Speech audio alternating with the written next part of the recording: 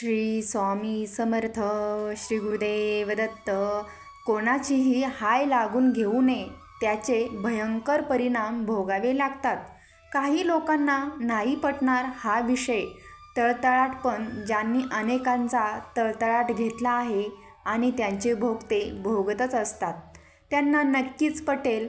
अनेक कारणांनी तळतळाट दिलेला असतो, जसं की शारीरिक, मानसिक, आर्थिक, अपमानास्पद वागणूक, कोणाचे मन दुखावलेले असू शकते, कोणावर अन्याय केलेला सुद्धा असू शकतो, कोणाची काही कारण नसताना सामाजिक बदनामी केलेली असते, छळ केलेला असतो, कोणाची हक्काची फसवणूक, प्रॉपर्टी हडपलेली असते, कोणाला अनिती करायला बळ दिलेले असेल, कोणाला अनिती करायला बळ दिलेले असेल, शारीरिक दुखापत केलेली असेल, विश्वासात असेल, गैरफायदा घेतलेला, श्री गुरुदेव दत्त, ज्याने उपकार केलेले असतील, स्वार्थासाठी त्यांच्याच पाठी खंजीर खुपसलेला असेल, त्रासाचे कुठलेही कारण असो, वरील गोष्टीचा समोरच्या व्यक्तीला प्रचंड भयानक त्रास होत असतो.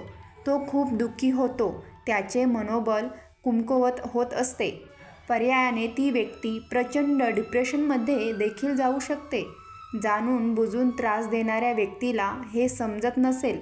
पर्यायाने ज्या व्यक्तीला त्रास झालेला असतो त्या व्यक्तीकडूनच चमत्कार होत नाही, किंवा ते देखील शाप देत नाही किंवा काठीने मारत नाहीत, पण त्या दुखावलेल्या व्यक्तीकडून अतिशय तेजस्वी नकारात्मक ऊर्जा शक्ती निघते व समोरच्या व्यक्तीमध्ये शोषली जाते.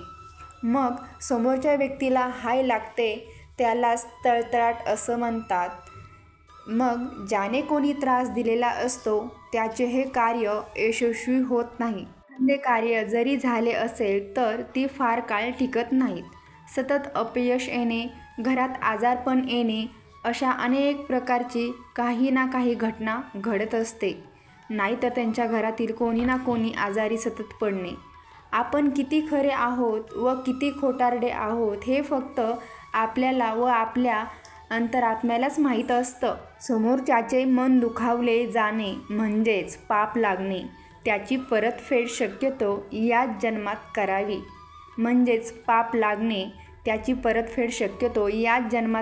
लागते. तुम्ही आस्तिक असो किंवा नस्तिक, चांगल्या वाईट गोष्टींचा हिशोब हा व्याजासह परत करावाच लागतो. मी एका पुस्तकात वाचले होते, राजा धृतराष्ट्राचे 100च्या 100 पुत्र युद्धात मारले गेले. तेव्हा त्याने श्रीकृष्णाला विचारले की असं का हवे. संबंध जीवनात मी असे कोणतेही महापाप केलेले नाही ज्याचा परिणाम स्वरूप सर्वच पुत्रांचा मृत्यू आपल्या डोळ्यासमोर पाहून त्याचे दुःख सोसणे माझ्याच नशिबी का यावे. तेव्हा भगवान श्रीकृष्णाने राजाला आपले पूर्वजन्म पाहण्याची दिव्य दृष्टी दिली.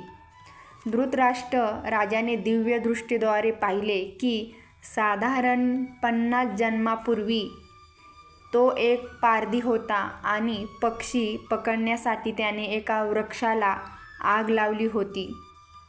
बघा, आग लागताच बरेचसे पक्षी उडून गेले. मात्र आगीची झळ लागल्याने त्यातील कित्येक पक्षी आंधळे झाले, तर पक्ष्यांची 101 लहान पिल्ले उडू शकल्याने आगीत होरपळून मृत्युमुखी पडली होती. धृतराष्ट्र राजाची त्याच वेळची ती क्रिया होती. त्याच्या कर्माचे फळ कित्येक जन्मानंतर धृतराष्ट्राने राजाच्या 100 पुत्र युद्धात मारले गेले तेव्हाच ते पूर्ण झाले. कर्म हे फळ देऊनच शांत होते. प्रत्येक चांगल्या वाईट गोष्टीचा हिशोब हा होतच असतो. हा प्रत्येकाच्या कर्माचा सिद्धांतच असतो. चांगले कर्म चांगले फळ देऊनच शांत होते. वाईट कर्म वाईट फळ देऊन शांत होत. फक्त वेळ आणि काळ मागे पुढे होऊ शकतो. हाच कर्माचा सिद्धांत आहे. आता आपणच ठरवायचे आहे आपले कर्म कसे व्हावे. जैसे ज्याचे कर्म तैसे फळ देतो ईश्वर. क्षणिक सुखासाठी आपुल्या कोणी होतो निष्ठभ्रष्ट. श्री स्वामी समर्थ. श्री गुरुदेव दत्त.